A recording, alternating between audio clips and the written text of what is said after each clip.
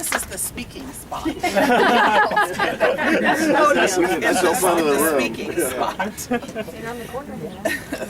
So thank you all for being here today, and I really wanted to come and stand up again and speak again on behalf of this issue. I think issues like this are often made divisive. It seems like we have a lot of division in politics and religion these days, and we focus on the things that divide us rather than the things that unite us. And I really think that emphasis is wrong, and that we should focus more specifically on the things that unite us. But I think about the kind of what we often refer to as the polar opposites of issues. This is not really about being a Democrat or Republican. It's not about being liberal or conservative. It's not about being religious or non-religious. It's not about being Christian or not being Christian. It really is a commentary on who we want to be as a community, and how do we want to work together and behave with each other, and how do we want to treat each other. It's really interesting, just a little more commentary on some of the religious claims. I consider myself a student of the teachings of Jesus, and I aspire to follow the teachings of Jesus, so I always find it interesting when people invoke their Christianity as a reason why we should not be inclusive, when Jesus was silent on this particular issue.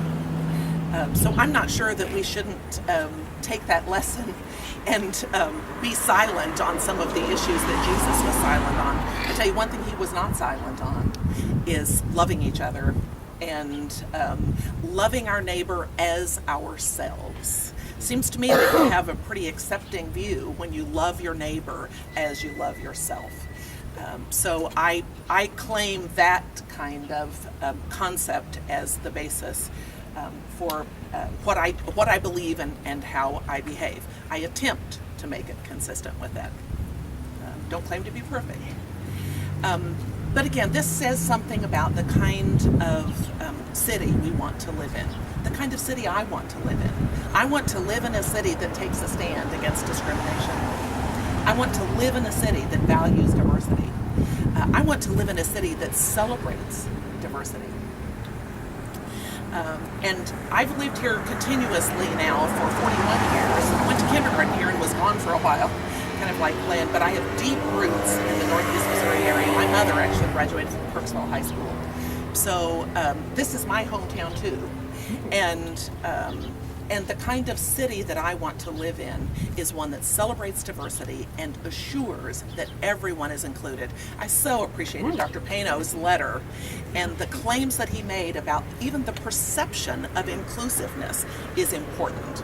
And so I appreciated him taking a stand on that, and could not agree more with, we want the non-discrimination to be real, we want it to have teeth, we want it to take a stand, but we also want it to create the perception that this is a community rich in diversity, and that we celebrate that diversity. So I appreciate standing here with you today, and I am so hopeful that we can have the influence on the City Council and that they will take this stand. Now is the time. This is a moment when Kirksville City Council can really take the lead. We can make history. We can make history in the state of Missouri, and it's history taking a stand for what's right and what's good and what's proper, and I can't wait until they do it. I think it'll be sooner rather than later. Thank you. Absolutely correct. Now is the time, I think. And I'm so glad that there are so many people here to stand up and actually be a presence, because in a small town like this, people tend to forget how diverse we are. So when we all come together and make our statements known, it is that much more important. And we have Reverend Johnette Shane to come up and speak next. Everybody, Reverend.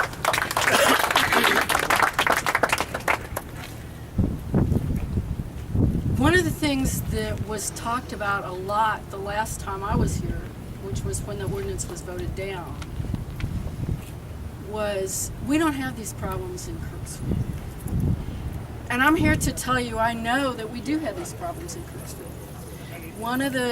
We had a gay couple in our congregation who experienced some really awful discrimination in this town. And we don't want to be that way. I have some questions for you. In our baptismal covenant, because I'm assuming I got invited here because I am a Christian, and I'm happy to say it. So when we get baptized, we have to promise that we will seek and serve Christ in all persons, loving our neighbors as ourselves. And we have to strive for justice and peace among all people and respect the dignity of every human being. So how long has it been that we have not had dignity in this country? How long? Long time. Long time. You guys, you got to get this together. How long? Too long. There we go. How long have we not been respected in this country? How long? Too long. How long have we not had peace in our communities and in our homes?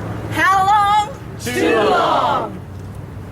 So I ask you to join with me, as I can see you are, and I ask the City Council to join with me and with Christ, I think, in saying, it's been too long. We're going to have dignity.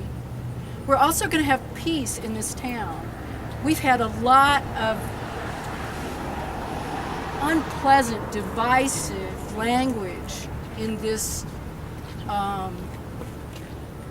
initiative. And I'm here to say it's been too long that we've been fighting with each other. This is a great town, and we want to keep it a great town. Thank you.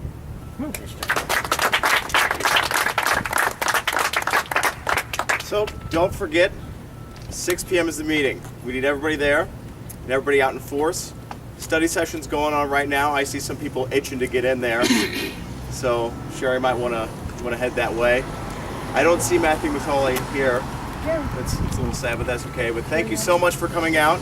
Thank you for bringing signs and just being a presence here. I don't know how many people can fit in there, Aaron. I have no idea. I've never been in the building. You know, we could all try if we want to fit into that room. Everybody's welcome to go to the study session. But thank you so much for being here, and thank you to the speakers as well. Thank you. Thank you.